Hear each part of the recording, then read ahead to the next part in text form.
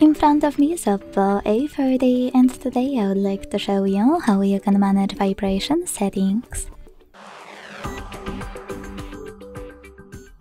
Begin by opening settings and scrolling down to access sounds and vibration. Then click on this switcher next to vibrate on ring to enable or disable vibrations for incoming calls. Then click on this switcher next to vibrate on silent to enable or disable vibrations when your device is muted. When you finished, scroll down and click on haptics to enable or disable vibrations for touches, swipes, and more. Thanks so much for watching. If you enjoyed this video, smash that like button, comment and subscribe. Bye!